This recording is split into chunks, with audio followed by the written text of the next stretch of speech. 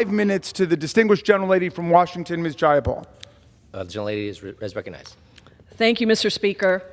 Laken Riley was, by all accounts, a remarkable young woman whose life was tragically cut short by a horrific act that should be prosecuted to the full extent of the law. My heart goes out to her family and loved ones who grieve her death. And I understand, as a mother myself, fully why, in the face of such senseless violence, especially against someone so young, there is an urge to do something, anything, to feel like you are actually helping to fix the problem. Unfortunately, this bill does nothing to fix the immigration system or to prevent future tragedies like this. It is simply an attempt to score cheap political points off of a tragic death. And in the process, it unfairly sweeps up many more innocent lives with no due process. So let us be clear. This is the Republican playbook over and over again.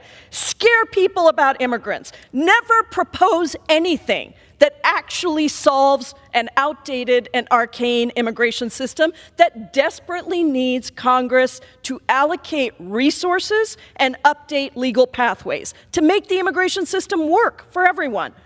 My Republican colleagues simply want to preserve a broken immigration system as a campaign issue so that they can scapegoat and demonize immigrants, all to distract the American people from their real goals of making working people pay for another Republican tax scam that benefits billionaires and the wealthiest.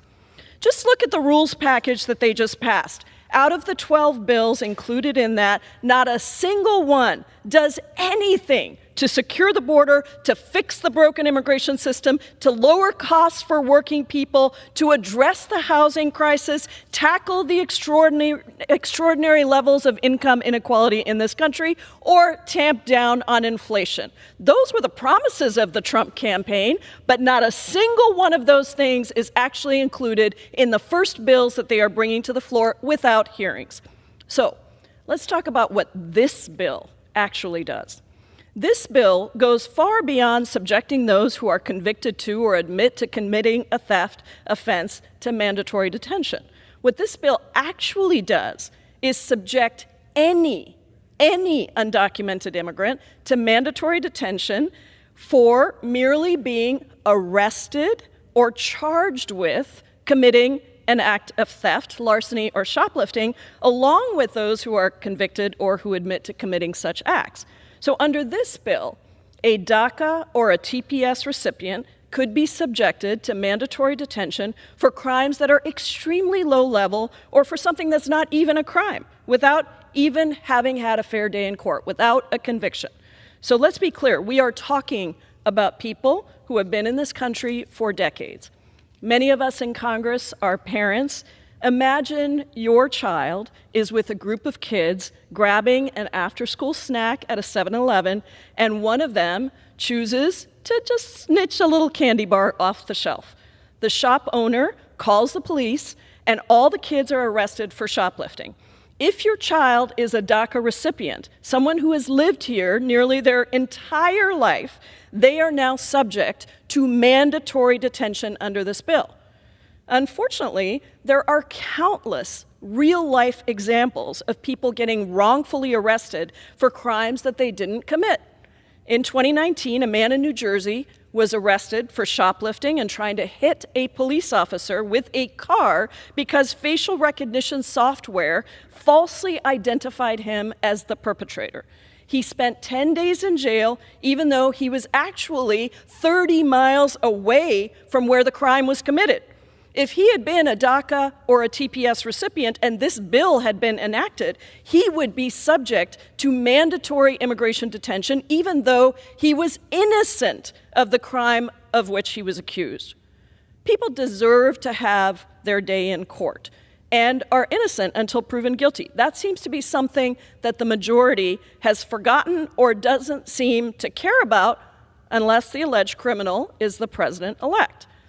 The upcoming administration is poised to bring back their no priority immigration enforcement priority guidelines, in which a convicted murderer would be the same priority for deportation as an undocumented mom who has been living in this country for 20 years. Imagine, Mr. Speaker, how much money a sweeping mandatory detention proposal like this will cost the federal government at a time. His time has expired. I yield the gentlelady 30 seconds additional. The gentlelady is recognized. Actually, Mr. Speaker, I yield her 1 minute. The gentlelady is recognized. Imagine how much money a sweeping mandatory detention proposal like this will cost the federal government at a time when Republicans are talking a big game about cutting budgets, but not this one. Why? Because this is a great boon to those for-profit detention companies who make enormous profits from mandatory detention when there are far more effective and cheaper ways to address the issue. And who pays for all of this? The taxpayers. Even in a Republican trifecta, ICE has limited resources to detain and remove folks. But in this bill, like President Trump's enforcement priorities, we seek to use those resources on people who committed low-level crimes or even no crime at all. That makes no one safer and costs a lot of money.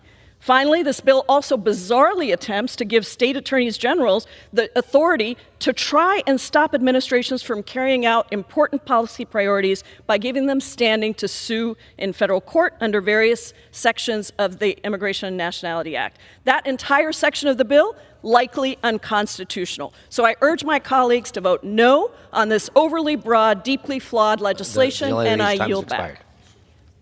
We reserve.